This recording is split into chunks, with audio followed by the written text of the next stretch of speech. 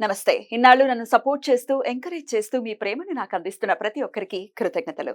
అలాగే ఈ వీడియో కూడా ఖచ్చితంగా మీకు ఉపయోగపడుతుంది. లైక్, షేర్ అండ్ సబ్స్క్రైబ్ చేసి మీ సపోర్ట్‌ని నాకు అందించండి. అలాగే ఈ వీడియో పట్ల మీకున్న అభిప్రాయాన్ని కామెంట్ సెక్షన్‌లో కామెంట్ చేసి తెలియజేయండి. ఇప్పుడు వీడియోని చూద్దాం. నమస్తే. Welcome to our channel. నేను పద్మిని. ప్రస్తుతం మనతో పాటు ప్రముఖ ఆధ్యాత్మికవేత్త, ఆస్ట్రోన్యూమరాలజిస్ట్, ఎనర్జీ వాస్తు స్పెషలిస్ట్, శ్రీ విద్య ఉపాసకురాలు శ్రీమతి జయప్రద గారు మనతో పాటు ఉన్నారు. మాట్లాడదాం. నమస్కారం అండి. నమస్తే అమ్మా, శ్రీమాత్రే నమః. నక్షత్రాల గురించి చెప్తూ ఉన్నారు. అత్యంత అద్భుతంగా ఏ నక్షత్రం వాళ్ళు ఎప్పుడు ఏ సమయంలో కరెక్ట్ డెసిషన్ తీసుకోవాలి. ఎందుకంటే ఈ ఈ టైంలో డెసిషన్ తీసుకున్నామంటే లైఫ్ సెటిల్ అయిపోయింది సెటిల్ అవుతుంది. అనేవాళ్ళు ఉంటారు. అవును. కరెక్ట్ టైంలో డెసిషన్, రాంగ్ టైంలో తీసుకున్న అంతే అడ్వర్స్ రిజల్ట్స్ ఉండటం అనేది అవును. సర్వసాధారణమే. అవును. రెండిటికి ఒకేలాగా అప్లై అవుతుంది కదా. మరైతే చాలా నక్షత్రాల గురించి ఆల్రెడీ మాట్లాడుకున్నాం. ఇక చిత్తా నక్షత్రం దగ్గర ఉన్నాం. చిత్తా నక్షత్రం వన్ ఆఫ్ ద మోస్ట్ అంటే సెటిల్డ్గా ఉండే నక్షత్రం అని నేను చాలా మంది దగ్గర వినడం జరిగింది. ఎందుకంటే మిడిల్లో ఉంటుంది రకరకాల ఆస్పెక్ట్స్ లో. అసలు ఈ చిత్తా నక్షత్ర జాతకులు ఎలా ఉంటారు, ఏ సమయం వీళ్ళకి కలిసి వస్తుంది, అది వివాహానికి అనుకోవచ్చు, లేకపోతే ఉద్యోగానికి అనుకోవచ్చు, అసలు ఎంటైర్ లైఫ్ ఎలా ఉంటుంది ఇత్యాది విషయాలు ఒక్కసారి మీ ద్వారా జయప్రద గారు. చిత్తా నక్షత్రం అంటే వీళ్ళు స్టార్టింగ్ మీరు పుట్టడం తోటి కుజుమాదస్తో పుడతారు అన్న. సో కుజుడు బాగుంటే వీళ్ళ జాతకంలో చిన్నప్పటి నుంచి వీళ్ళు అన్ని యాక్టివ్గా ఉంటారు. బాగా యాక్టివ్. చాలా మంది చూడండి 3 నెలలకే వీళ్ళు బార్లో పడడం, దొల్లడం, మంచి మంచి పడిపోయి కిందకి అంటుంటారు. సో వాళ్ళు దొల్లేస్తుంటారు అంట. అలాంటి లక్షణాలు ఎక్కువగా ఈ కుజుడు నక్షత్రాలకి ఎక్కువగా ఉంటాయి. అందులో చిత్తా నక్షత్రాలకి ఎక్కువగా ఉంటుంది. కొంచెం ఫాస్ట్గా చదవడం కానీ, మళ్ళీ వీళ్ళు పని చేయడం కానీ, వెళ్ళడం కానీ, చిన్న చిన్న విషయాలు అన్ని విషయాల్లో మాట వినరు. ఫస్ట్ ఆఫ్ ఆల్ వాళ్ళు అనుకుంది వాళ్ళు చేసేస్తారు. ఒక కాన్ఫిడెంట్తో వెళ్ళిపోతారు వాళ్ళు. సో నాకు పడతామని తెలిస్తే అసలు వెళ్ళి పడతారు. సో పడి వాళ్ళు లేచి అది దులుపుకుంటూ మళ్ళీ సర్దుకుంటూ మళ్ళీ వస్తారు. అలాంటి లక్షణం ఎక్కువగా ఉంటుంది కుజుడు. జనరల్గా వీళ్ళకి జాతకంలో చిత్తా నక్షత్రానికి లగ్నం ఏది పడిందో చూసి రవి పక్కన బుధుడు జనరల్ గా వక్రిస్తే మాత్రం ఎడ్యుకేషన్ బాగా ఇబ్బంది పడుతుంది. ఎందుకంటే కుజుమాదశ వచ్చింది రాహుమదశ. రాహుమదశ యోగించకపోతే 18 ఏళ్ళ ఎడ్యుకేషన్ అనేది పెద్దగా ఉండదు. లైఫ్ అంతా అదే కదా, రాహుల్లోనే మొత్తం ఇంచుమించు లైఫ్ కదా. చాలా మంది చదవకుండా ఉండే వాళ్ళకి చిత్త నక్షత్రం చదువు సగంలో ఆపేసి 10th ఫెయిల్ అవడం, ఇంటర్ ఫెయిల్ అవడం, డిగ్రీతో ఏదో సామాన్య మార్కులు తెచ్చుకొని రావడం ఈ చిత్త నక్షత్రం వాళ్ళే. కాకపోతే వీళ్ళ ఇంటెలిజెన్స్ చాలా బాగుంటుంది, తెలివైన వాళ్ళు. సో ఎంత తెలివైన వాళ్ళు అంటే ఎలాంటి పని ఒక పని నిర్ణయించుకుంటారు. స్పెషల్ పని అనమాట. ఆ పని వీళ్ళు తప్ప ఎవరు చేయలేరు. దాంట్లో వాళ్ళు దాన్ని రాణిస్తారు. ఆ పని అందరికి చూపించడం, అలవాటు చేయడం, ఇది నేను చేయగలను, ఇది నా వల్ల అవుతుందని. ఒకటి. రెండోది ఏంటంటే మైండ్లో నెగిటివ్ రానిది అసలు. నా వల్ల కాదు, నేను చేయలేను, నా కాదు అనే లక్షణం కూడా ఉండదు వీళ్ళకి. చేసేస్తాం, చేసి తీరుతాం అనే లక్షణం ఎక్కువ. ఎడ్యుకేషన్ లేకపోయినా బ్రహ్మాండంగా రాణించేది చిత్త నక్షత్రం వాళ్ళే. చాలా మంది రాహు దశ యోగించదు. జనరల్ గా చాలా వరకు రాహు అనేది వీళ్ళకి ఇబ్బంది పెడతారు. 18 years లైఫ్ స్పాయిల్ వీళ్ళకి. తర్వాత వచ్చేది గురు మహాదశ.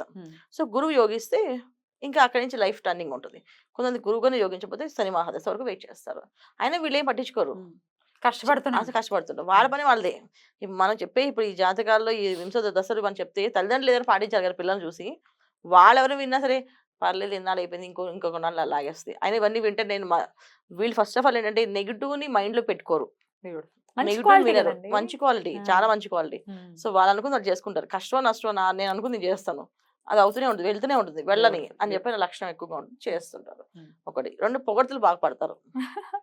పొగడాలైతే వీళ్ళని పొగడితే చాలు భజన బృందాన్ని ఇష్టపడతారు. మీ అంతటి వాళ్ళు లేరంటే అలా.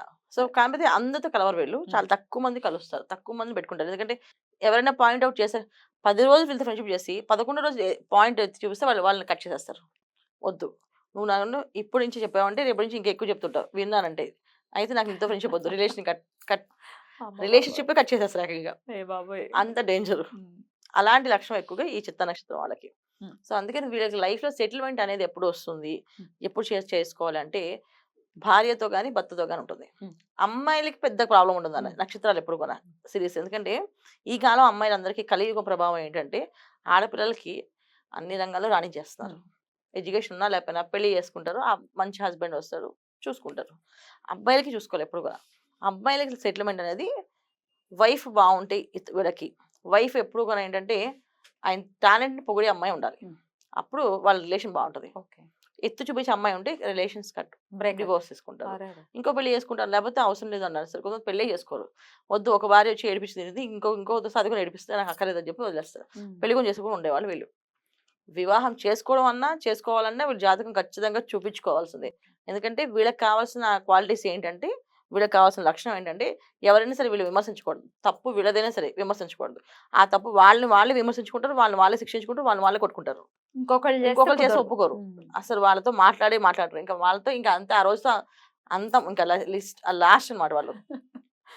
వాళ్ళ దృష్టిలో వాళ్ళు ఇంకా నీళ్ళు వదిలేసినట్టు వాళ్ళకి. టఫే అండి. కొంచెం టఫే.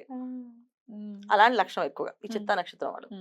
జనరల్ గా అంతే, వీళ్ళు ఆలోచన విధానం అలా ఉంటుంది. గురు మహర్దశలో ఏమైనా మార్పు వస్తుంది అనుకోవచ్చా?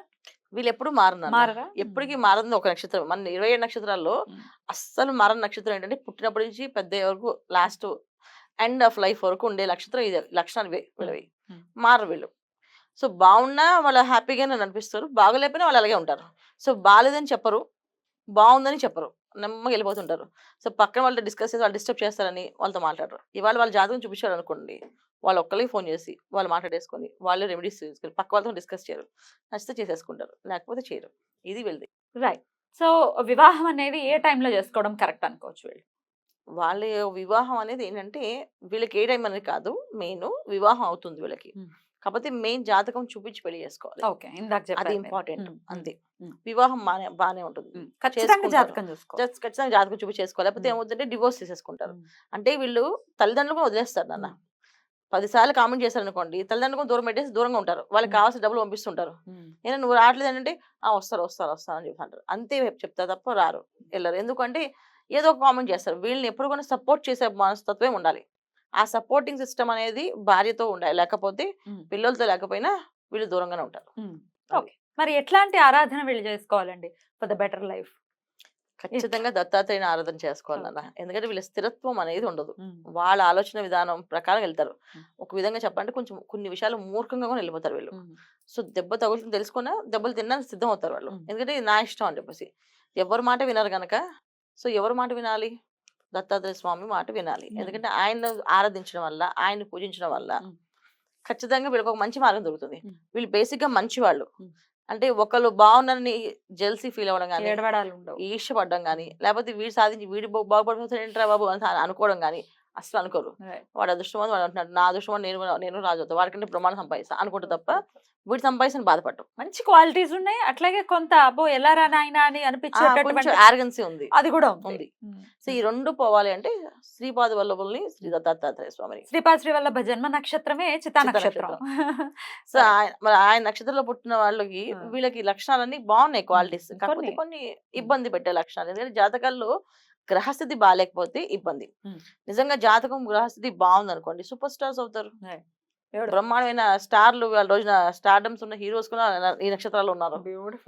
బాగుంటుంది, జాతకం బాగుండాలి మెయిన్ వీళ్ళకి. అద్భుతం అండి, చాలా చక్కగా వివరించారు. అయితే వివాహానికి సంబంధించి ఖచ్చితంగా జాతక పరిశీలన చెయ్యాలి అని చెప్తున్నారు కాబట్టి ఒకసారి డెఫినెట్ గా కాంటాక్ట్ చేసే ప్రయత్నం చేయండి. ఒకవేళ వివాహ సమయం ఆ పరిస్థితుల్లో కనుక ఉన్నారు, లేకపోతే అద్భుతంగా వివరించారు. కృతజ్ఞతలు. ఇక నెక్స్ట్ ఎపిసోడ్ లో స్వాతి నక్షత్రం గురించి మాట్లాడుకుందాం. నమస్కారం. నమస్తే అమ్మ. శ్రీమాత్రే నమః.